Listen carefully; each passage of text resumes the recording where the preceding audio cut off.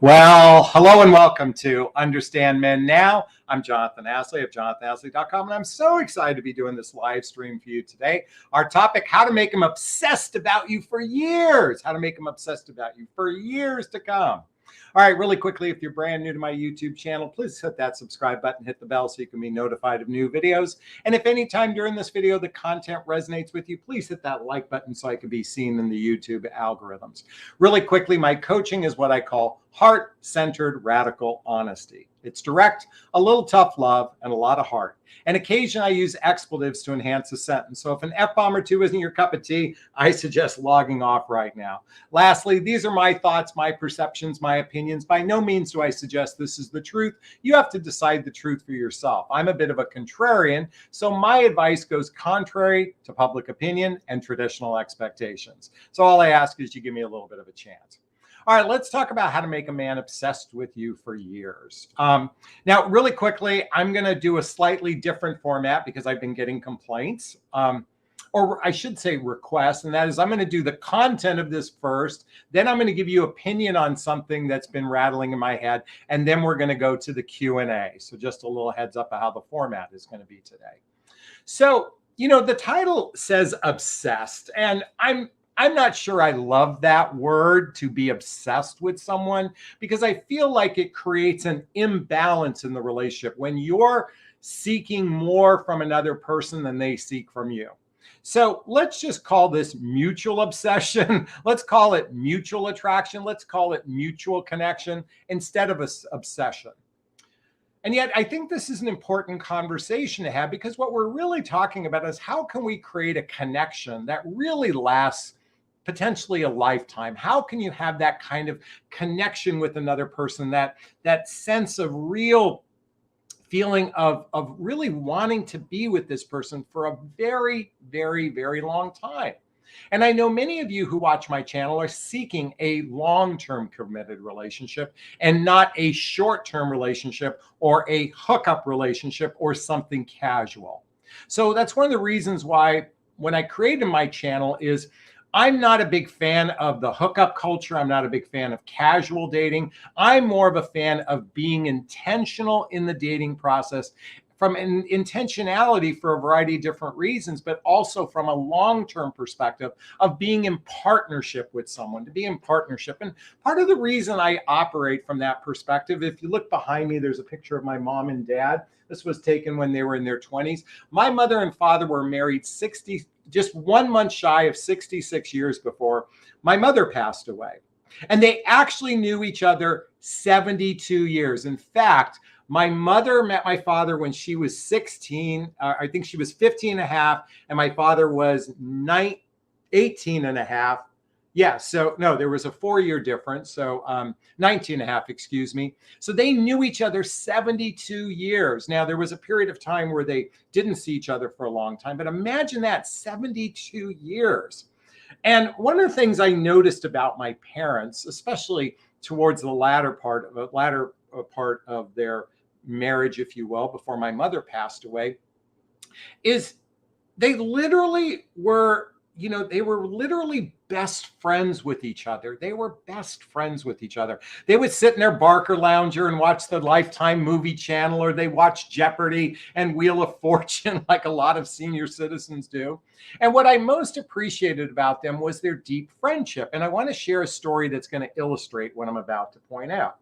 So there was this time, probably 5 or 6 years before my mother passed away, and I went to go visit my parents. They lived in a retirement community, and the TV wasn't working. And they said, well, the cable company is reinstalling cable or something. So they were out of cable for 2 weeks, or for 1 week. So I said, well, what have you and Dad been doing? And they said, we've just been talking. I'm like, really, talking? I'm like, okay, it was just kind of cute to hear her say that. We're just talking as friends. So the following week, I went to go visit her, and the TV wasn't on, or visit my parents, I should say, and the TV wasn't on like it usually is. And as I said, they watch the Lifetime movie channel and the game show networks and stuff like that. And I said, why isn't the TV, or is the TV working? They go, yeah, it's working. I go, well, why aren't you watching TV? And my mom says, we're not done talking. And I knew what she meant because she was referring to our previous conversation some days earlier. We're not done talking. If you really want to be in a partnership with someone, then one of the fundamental pieces has to be a deep, rich friendship with one another, a deep, rich friendship with one another, because that's what's going to want to make two people be together for years. And I'll talk about how to create friendship in a moment, because I think it's really important. But I think the other fundamental pieces to make, listen, I know the title is How to Make a Man Obsessed with You, but what I really want to say is how to make two human beings obsessed with each other, okay? My audience is women trying to understand men. If men were watching this, then I would have made this gender neutral. I say how to make yourselves obsessed with one another. And it starts with deep friendship. And yet these days, dating, I got to tell you, I see so few women and men actually developing the deep friendship in the dating process because it's more hyper-focused on romance and chemistry and sex and not enough really genuinely getting to know each other. And I get it. It's much harder today because these days we're meeting total strangers. It's meeting total strangers. If you're not familiar with the book by Malcolm Gladwell, I highly recommend checking this out, Talking to Strangers. What we should know about the people we don't know. And in a world of Tinder swindlers, and I was just watching, what's it called? Bad Vegan on Netflix. Oh my God. Not to suggest that everybody is a scam artist, but what we don't know, the reality is when we're meeting strangers and we know nothing about their backstory, it makes it more imperative to be discerning, And ladies, I see you frequently get sucked into the love bombing. You get sucked into the butterflies and everything that happens. And you have sex way too soon only to have the guy disappear.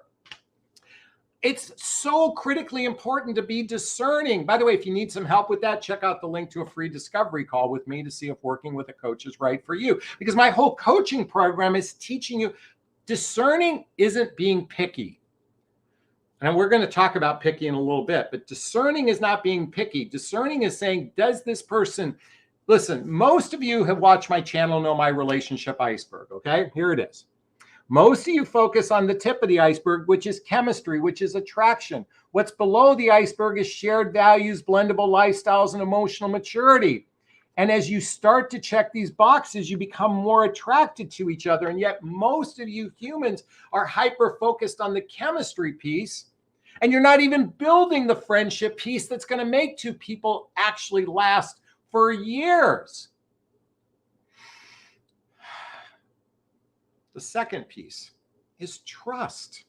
Trust. And by the way, this is such a critical piece to build trust with one another. And trust is, by the way, this isn't singular to the man trusting you and you trusting the man. This is for the two of you. And this isn't about fidelity.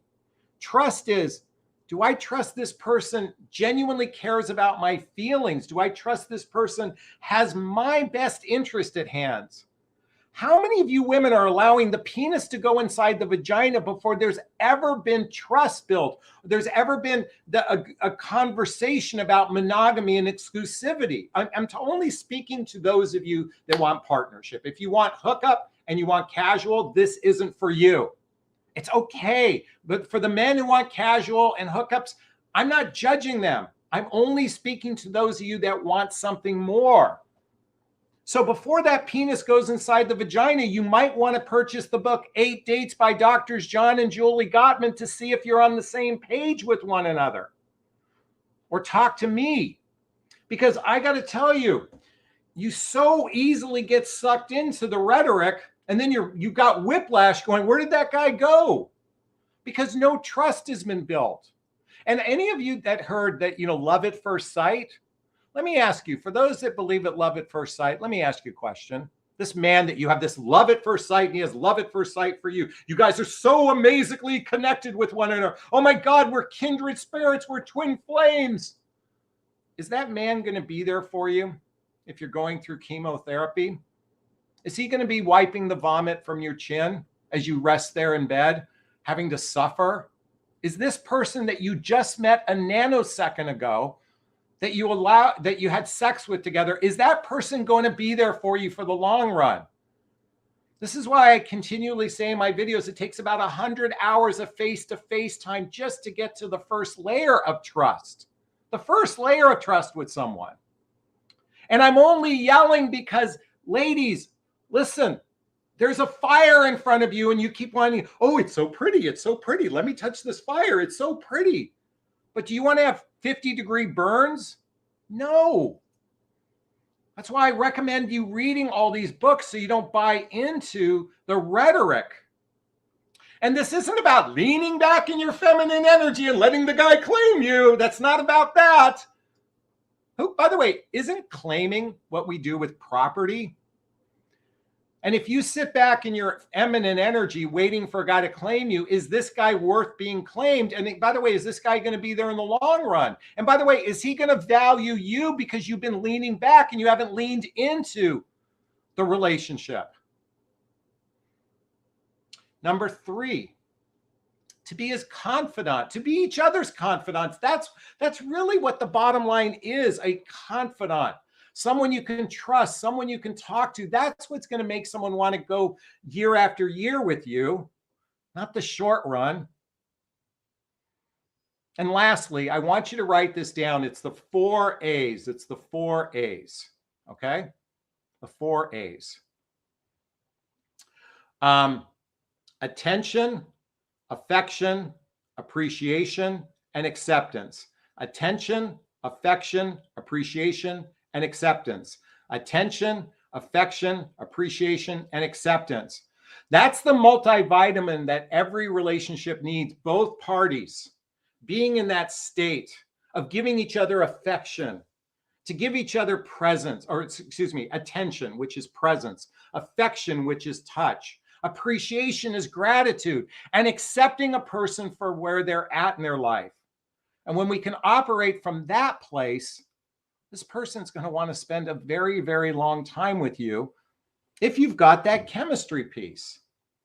I know this sounds rather simple, and yet so few of you are actually being intentional in the process because you buy into the bullshit rhetoric of dating instead of a more spiritual way to date. I highly recommend checking out the book, If the Buddha Dated, If the Buddha Dated. This is a deep dive into really understanding mating with each other without the bullshit gender rhetoric. How do we connect with each other's hearts? And that's my invitation for you. So if you want a man obsessed with you for years, first and foremost, you got to be great friends with each other. Number 2, there has to be genuine trust with one another. Number 3, you have to be each other's confidant. And then you need the multivitamin of the 4 A's: attention, affection, appreciation, and acceptance. Is this sinking in? I hope so. I hope so. All right, we're going to take a break for 1 second. So bear with me. Bump, bump, bump. I'm still talking. I forgot to do something. I realized that my internet wasn't connected properly, and I was using Wi-Fi, and it's better to use your Ethernet when you're shooting a video so you can have a much better connection. So thank you for allowing me to take a break for a second. All right, is this sinking in, folks? Is this resonating with you? Please say, yes, this makes sense, Jonathan. Yes, this resonates with me. So I want to, before I begin the Q&A today, I want to share something with you all. And that is, I was having a conversation with someone today about, are modern women over picky? Are modern women picky? Are modern women picky? And we were having an interesting debate and an interesting conversation about this, because really for the first time, listen, let's say Neanderthals go back 200,000 years, and predominantly women were dependent upon men for basic survival, literally, you know, I mean, other than their fathers, if you will, but predominantly up until about 50 years ago, give or take, 50, 60 years ago. And women now are in a position where they don't need, because survival today is the greenback. That's what survival is money. And since women are capable of supporting themselves, they don't need men from a financial position as much as they did before. Although, folks, I'm a big believer is 2 incomes is better than 1. 2 incomes is better than 1. Okay. So with that said, I've observed that because women are in a position to actually make better choices for themselves, in other words, from a choice of discernment, a lot of women actually are becoming ridiculously picky. And by the way, I'm going to throw men under the bus in a moment too, so don't worry about that. But particularly in the area of wanting instant chemistry right from the get-go. This instant attraction, butterflies, and that physical attraction so early on. And what this conversation this is what we were debating with each other, me and this other gentleman who happens to be a dating coach for men. And what was interesting is we kind of surmise that there are a lot of men and women that totally overvalue what they think they can actually attract, who they actually can attract in their life. Let me repeat that. This is true for men and women alike. They overvalue what they can actually attract. And what I mean by attract, let me rewind when we're talking about picky, because I didn't really explain what was said in the conversation. There's a term these days that's being floated around called hypergamy. And this is where women are oftentimes choosing men of desiring men of a much higher status than themselves, a much higher status of themselves. Now, that's probably been true since caveman days. To some degree, the cave woman that was the most attractive could attract the most, the strongest man to take care of the cave. So this isn't anything new, this desire to have the most status.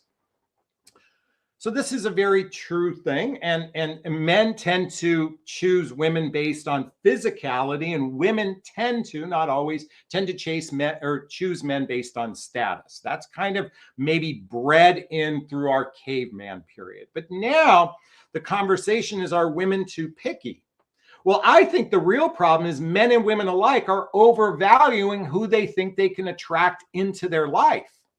Because these devices now have created a false sense of choice, because we can swipe, on Bumble and swipe and think we have all these choices. And when you see so few people that you're actually attracted to, you see so few people you're attracted to, you see so few people attracted to, then it actually, on an emotional level for men and women alike, has probably desensitized them to actually meeting someone from a heart-centered level, to meet someone at that place of real compassion, care. And, are we seeking a man of kindness, or does he by the way, I'll give you an example of this, the whole 6 foot tall, 6 foot and over.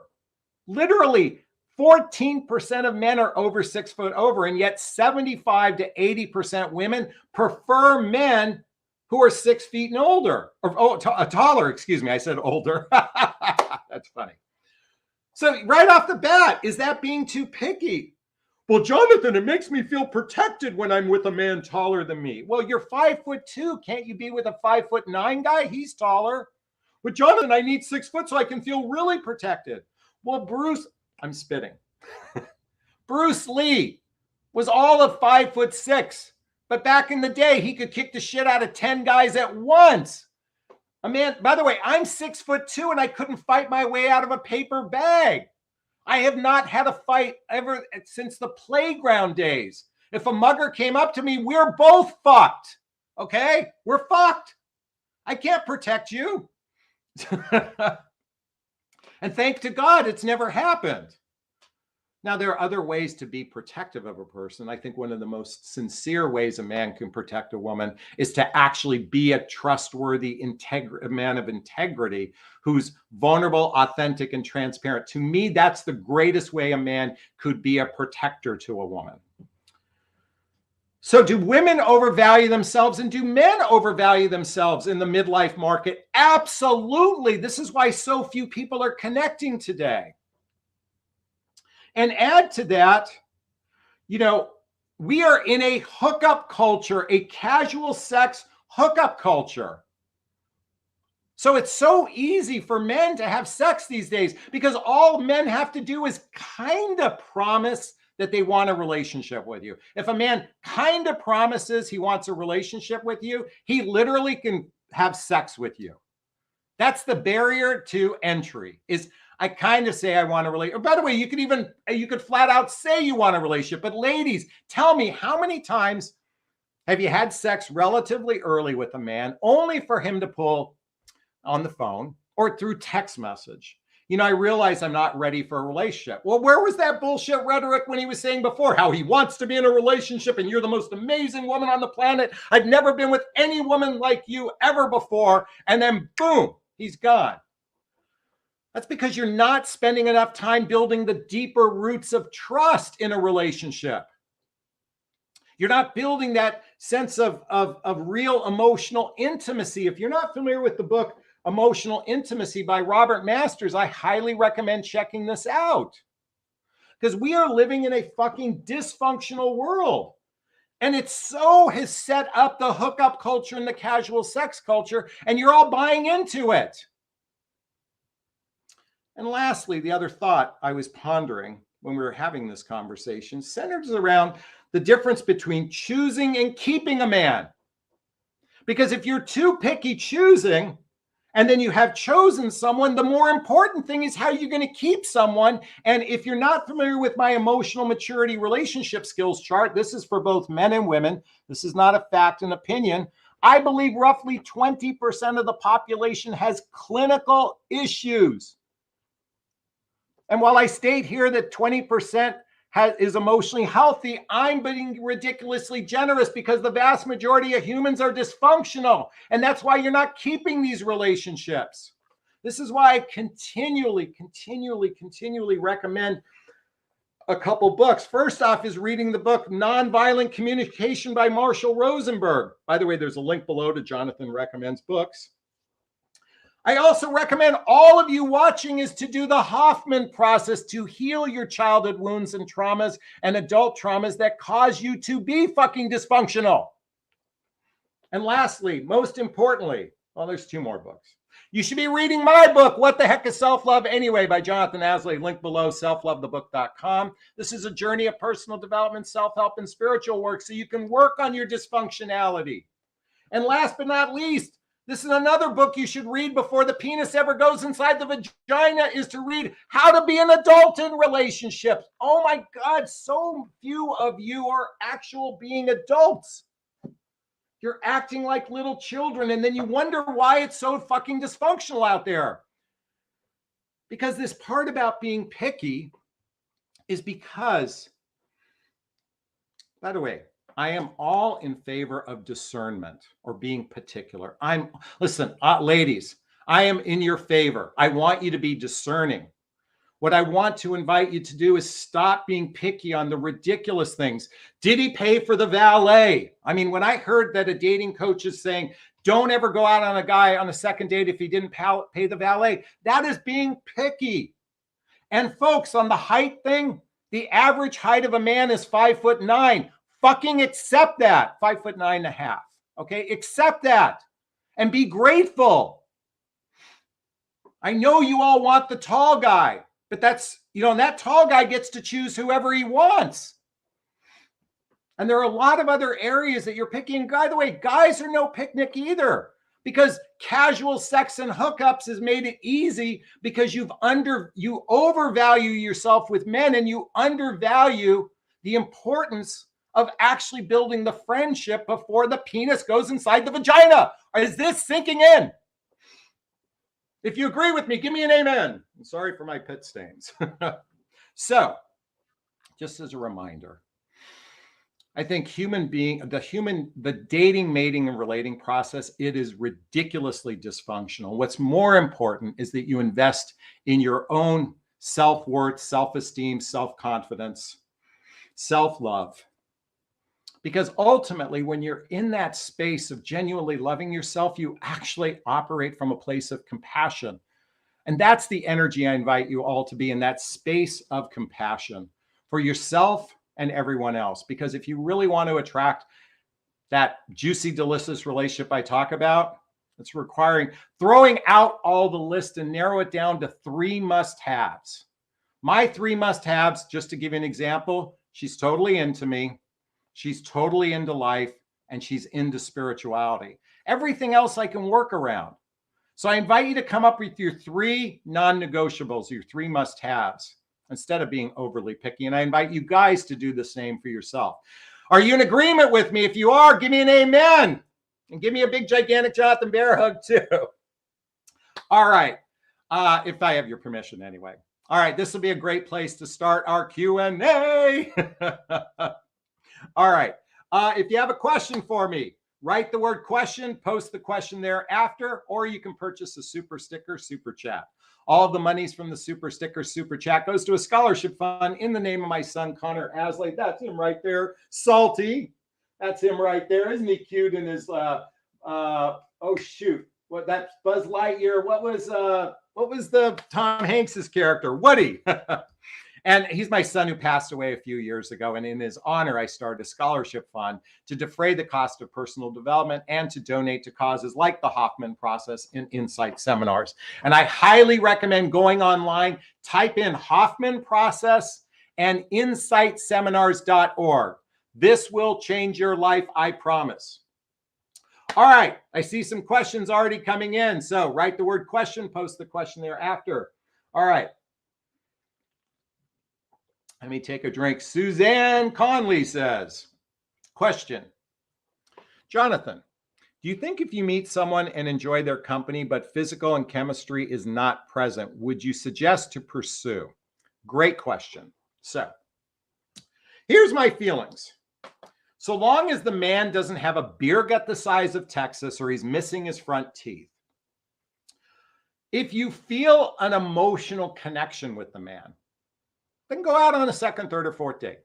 If you feel an intellectual connection with a man, go out on a second, third, or fourth date.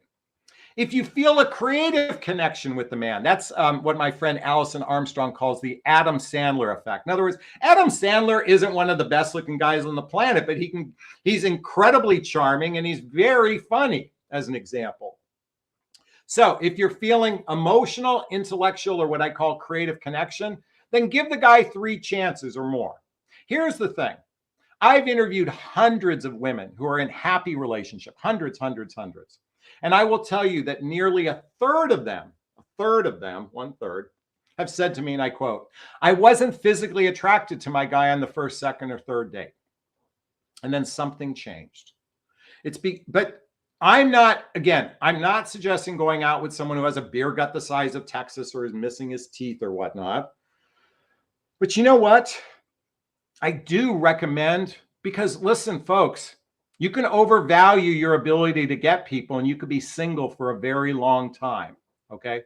Or if you have a good person right in front of you, you may want to invest in getting to know his heart. Now, I'm going to tell you a little story. When I did the Hoffman process in 2017, there were 40 people at the event, or excuse me, 39, 20 women, 20 men and 19 women. 20 men and 19 women. This isn't designed that way. That's how many signed up. Now, when you get there, you're not supposed to tell people what you do for a living. So, but you interact with people a little bit. And there was this guy. He looked like the Marlboro Man. I mean, rugged, tough, good looking, chiseled face. But actually, he had tattoos up and down his arms. And actually, he looked more like an MMA fighter, I should say, not the Marlboro Man. Okay. So, but I was interacting with women, and on the second to last day, we got a chance to get up on stage and tell people what we did for a living. And when I told everyone I was a dating and relationship coach, I mean, like, it was so funny. The women goes, that makes sense the way you were talking. And when this guy, this MMA fighter type guy, good looking guy, I mean, really good looking, tattoos and everything, when he got up, he was a professor of microbiology at Stanford. I mean, I thought this guy was a Neanderthal and he was brilliant. Okay. Now, why am I sharing this story? Because later that evening, when I was at the jacuzzi and all the women were surrounding me, all the guys were pissed because all the women wanted to talk to me. One of the gals, actually the gal who gave me this bracelet that says Connor on it, Connor rests in peace. She said, Jonathan, when I first got here, I scanned the room and I saw the 20 men and I was attracted to 2 of them. There was you and the guy I call the MMA fighter. She goes, I was most physically attracted to 2 of you.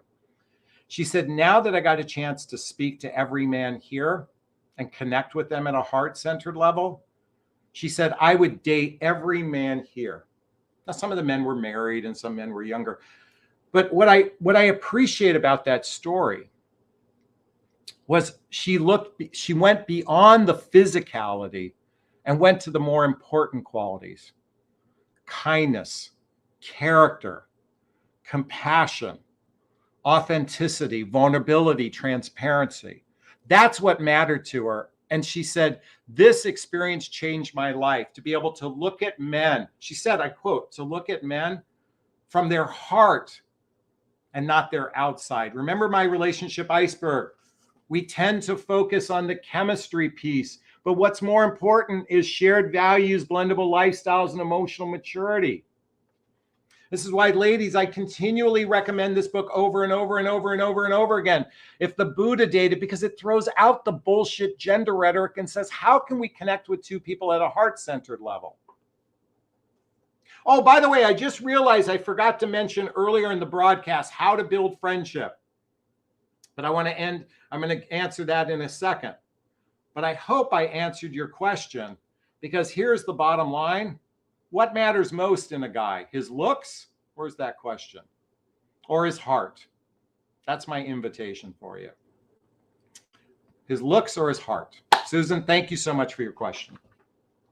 All right, really quickly, when I said how to build the friendship, I want to remind everybody what I talk about frequently, and that is social activities, hobbies, mutual interests, spending time with family and friends. That is how you're going to build friendship. But Jonathan, I'm in a long distance relationship. Yeah, guess what? And I know this sounds like I'm repetitive. It's because repetition is going to change you. And that is, long distance relationships are all on the telephone. And it is incredibly difficult to bond on the telephone. You can become friends with people on the telephone, but you can't bond on the telephone. We need physicality to actually bond with someone. So understand this. But Jonathan, I'm supposed to let the man lead. Men are terrible at the leading process, so you initiate them. So what? Let's go for a hike. By the way, one of my dearest friends was in a relationship with someone, and all she did was schedule hikes for them. She was the entertainment, what's the word? She was their entertainment concierge. She planned everything. Right from the very first date. So stop this whole narrative. It's got to be the guy. It's got to be the guy. Because all you female dating coaches say the guy has to lead. The guy has to lead. The guy has to lead. Men are terrible at the process. So you simply say, hey, let's go for a hike today. Let's go for a walk today. Let's go to the park today. That's how you get to know someone. And by the way, you avoid allowing the penis in the vagina when you do shit like that, because you're not using alcohol, or they're not using alcohol to get you in the mood. Is this sinking in, ladies? You are in charge of your destiny, not the guy. Okay. I go off on my tangents. Let's go swimming. Let's go swimming. Let's go swimming. Let's go swimming. I saw something from hold on. Let's go swimming. Oh, Lisa Howe. Question. Is it a red flag if he wants to know if you're renting or owning, also wanting to know about the area you live in? Okay, where I live in an area called Redondo Beach, California, just south of Los Angeles. By the way, man asking if you're owning or renting, I think coming back to, I think there's probably, okay, I was thinking about divorced men that might have lost their assets. I could see where it could be intimidating to be with a woman who owns her home versus renting. I think that's one thing that could come up. I also think if you are financially dependent, that might be another thing that might come up. So there is this belief that people own their home are a little bit more stable than renters, but those are all just, constructs. They don't mean anything. They don't mean a lot in the long. Well, they could mean a lot. So let me backtrack on that. Those are just my rough thoughts of why that might be asked. I could be missing 5 or 6 things, but I'm on the spot here, and when I riff, I just channel whatever comes to me and then I spit it out. So that's my rough thoughts on that, Lisa. So thank you so much for your question. All right. I want to thank Tin. Oh, let's follow. Tin just purchased a super sticker. Thank you for the $20 super sticker super chat. She says, looks are fleeting, heart is forever. So much to learn from each other and share. Amen. Amen to that. Thank you for the super sticker to the Connor Asleys. By the way, I've got a cup here that says Salty Vibes. Anyone who knows my son's Connor's nickname is Salty. So I get so many sweet gifts from you all. Thank you so much for the gift I shared last week. But anything salty, I love. Salty Crew, all that stuff. So thank you. By the way, I'm a large in clothing. Someone sent me a beautiful sweater, but it was extra large. I'm a large. 42-inch chest, 35-inch waist. All right, let's keep swimming. Let's keep swimming. Tracy writes, question. What is the best way to get a guy to open up after a massive amount of adult trauma, including after being combat veteran for multiple years? How do you crack that nut? Therapy. Anyone who has PTSD, I highly recommend they go to therapy, they do the Hoffman process. It's not your job to crack the nut.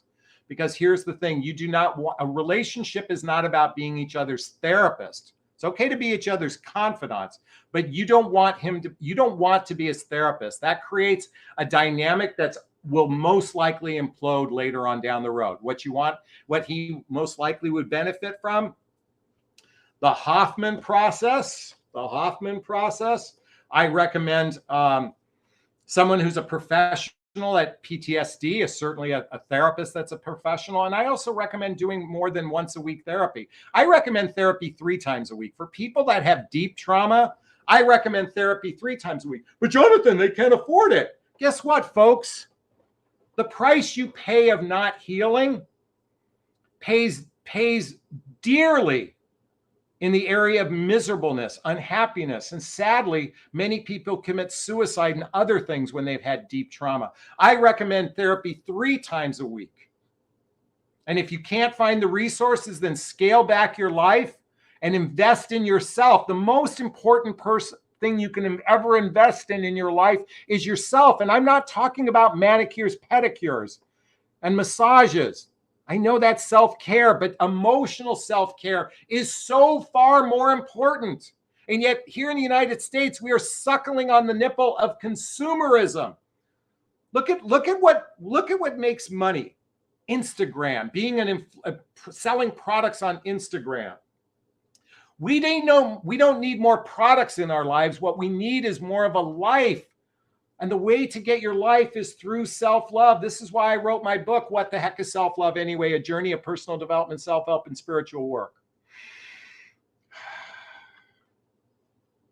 We don't need the Kardashians. We don't need all the garbage out there. That is sucking the life out of people.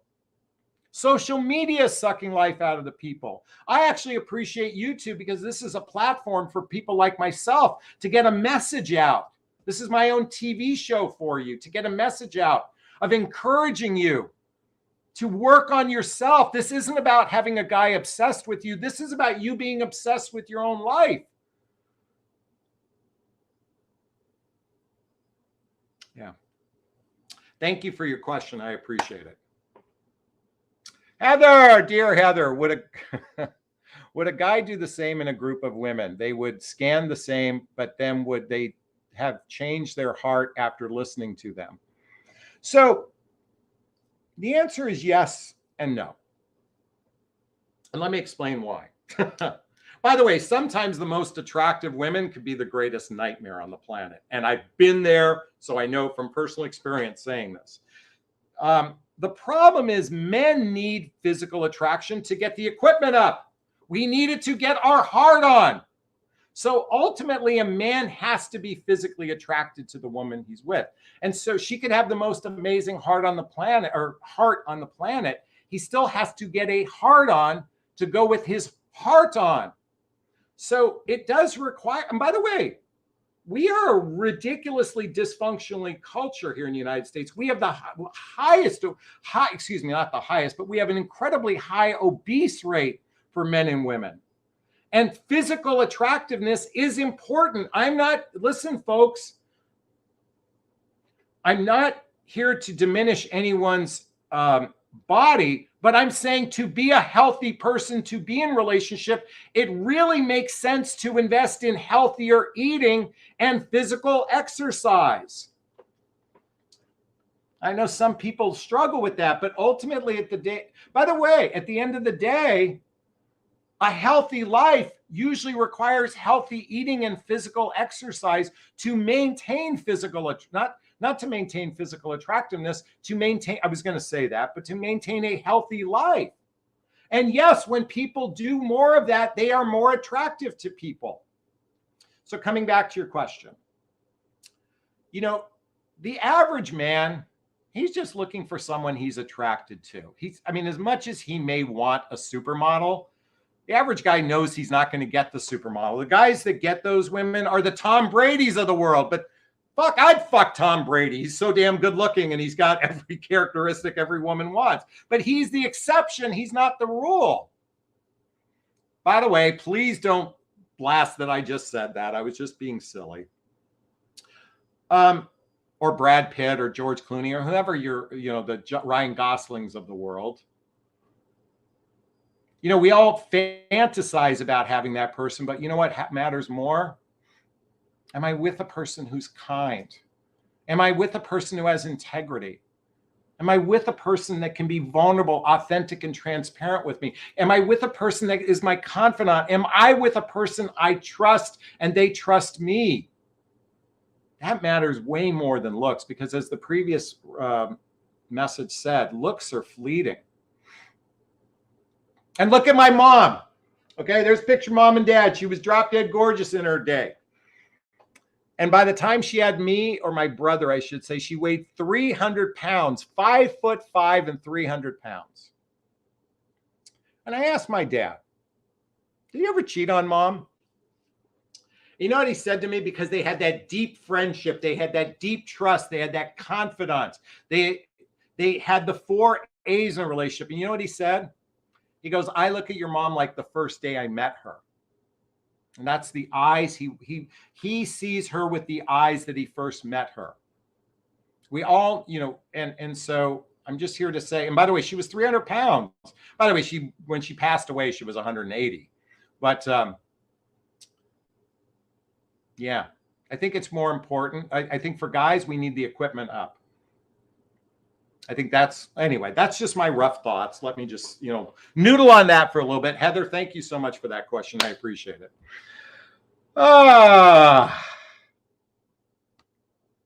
SF says, question. He's moved his father into his home who has Alzheimer's. It's been over a year now.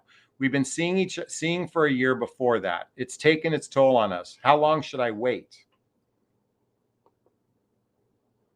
I don't understand the question of waiting. What are you waiting for? Are you waiting to be committed? Do you guys have sex together? Tell me about your relationship. How often do you see each other? Do you see each other 3 or 4 days and nights a week together, doing shared activities, hobbies, mutual interests, spending time with family and friends? Or is he basically a caretaker? And what are you waiting for? Are you waiting for marriage? Are you waiting for some commitment? Because the only way that's ever going to happen, ladies, is to use your mouth. Talk. I am so flabbergasted at how few of you actually talk to the men you're with. But Jonathan, the man's supposed to lead. No, you're supposed to express yourself to a man. If this guy is genuinely your friend, then talk to him. If he says, I can't do it, then you make a choice after that. But you've got to start opening your fucking mouths and start talking. Chapter 1 in my book, speak your truth. Just do it kindly. And chapter 9, if it's sincere and from the heart, you can't say the wrong thing to the right person.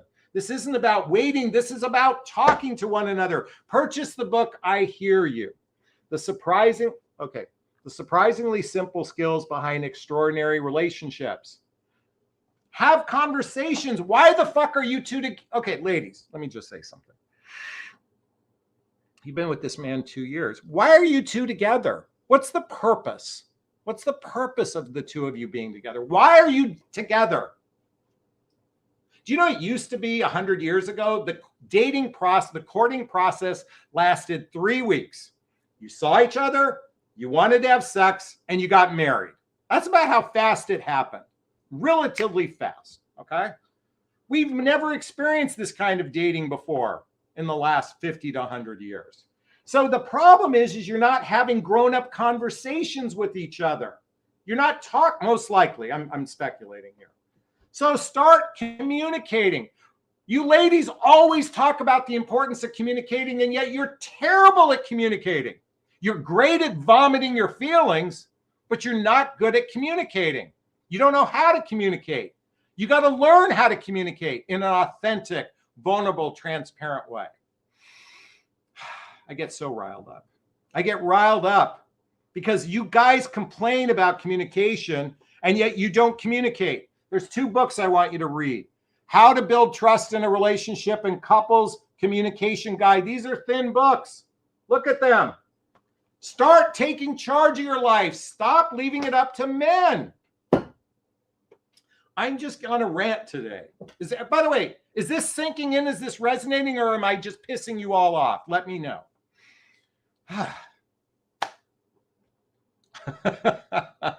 I crack myself up sometimes. Let me know in the comments. Kit Kat says, I love it when Jonathan swears and says it how it is. LOL. Thanks, Kitty Cat. Susan Conley says, at least you're honest and make me laugh. I'm not, listen, you know why? You know why I use humor? Because humans are ridiculously absurd to me. I mean, you folks, you human beings crack me up. By the way, when you do mushrooms, you really crack up over. But you humans are ridiculously dysfunctional, myself included. Human beings are so dysfunctional, and it cracks me up. And I say this with humor. It's sadness too. But I say with humor because this whole point, listen, after Connor passed away, I decided to look at life completely differently. It really is a journey. All the nooks and crannies, all the ups and downs, all the dysfunctionality. It's a game, to me anyway. I say a game in the sense of I have a choice. I can do it with suffering, or I can do it with love. I choose not to suffer in this world. I choose to look at finding the joy as much as I can. And one of the things that stifles joy is stuffing oneself, stuffing your emotions, stuffing your feelings, acting immature, acting picky, all the things we talked about. I'm here to encourage all of you to do personal development work, self-help and spiritual work, because this isn't about finding a man for happiness. So many of you are suckling on the nipple of, I need you to love me so I can feel good about myself. I need you to love me so I can feel good about myself. I need you to love me so I can feel good about myself. Start feeling good about yourself by loving yourself. I love you. I'm sorry. Please forgive me. Thank you. I love you. I'm sorry. Please forgive me. Thank you. I love you. I'm sorry. Please forgive me. Thank you. The Hawaiian forgiveness prayer, also known as the Ho'oponopono. It is an injection of love, and I invite you all to lean into loving yourself, because it's not about finding the guy or he's obsessed with you for years. I want you to be obsessed with yourself in the healthy way for your lifetime. And that's what my channel is all about. And my hope is this resonates with you, so please give me a thumbs up if it does. And please share this video with friends. Thank you. All right, our last question of the day with $9.99 super sticker. Thank you so much. Silly question. What does let me know if you need anything? What does let me know if you need anything at all from a man I barely know and who's married, but oh boy, we locked eyes. You know what? It sounds like that there's a physical attraction towards one another, maybe a little limerence, maybe a little lust. And that's an invitation to the door is open. And then you connect, and the door is open, and you connect. And then you start having what's known as emotional sex. And you're connecting on an emotional level because he's probably unhappy in his marriage. So the two of you are connecting at an emotional level. And that emotional connection, emotional sex, will lead into physical sex, where his penis gets to go inside your vagina at certain times. But he's married, and he's going to profess that he's unhappily married. So you're going to have sympathy for him. You're going to have compassion for him. And you'll get deeper and deeper entrenched with a man because he'll be emotional. He'll be vulnerable. He'll be authentic. He'll be transparent with you. And then you'll go deep into him, and then he'll say to you, but I'm not going to divorce my wife. I have to be there for her. Ladies, do you want to be with a married man? I hope not. So what does it mean? I'll be there for you. It means I'm opening the door so we can begin emotional sex, then eventually leads into my penis gets to go inside your vagina. That's what it means. Anyway, all right, there's the exception. There's probably, maybe he's a fireman and he wants to rescue your cat. Okay, there's maybe that, but trust me, 99 out of 100 times, that's what it means. All right, purchase the super sticker, super chat before we wrap up today. Has this been of value to you? Listen, if I've been of value to me, right in the comments, Jonathan, you are making a difference in my life. I want to hear this. I was having a bad day, so please tell me this is making a difference. I had some troll say some shit to me. That's why I was having a bad day. The Brown Bunny Baker says, Jonathan, your channel is so refreshing. You're more entertaining than Brad Pitt, George Clooney. Also, your book was excellent. Please write a review, Brown. Thank you so much. I appreciate it. Maria says, I love your. Thank you. Maria also says, I love your advices. Thank you so much. I appreciate it. Mimi says, amen. Thank you so much. Oh, Heather, thank you so much for the $5 super sticker. You are wonderful. That goes to the Connor Asley Scholarship Fund. Thank you so much. Paula says, never mess with a taken man. I agree. Ying Tong Song, sorry, I don't know how to pronounce your name. Your YouTube episode make a difference in my life. Thank you so much.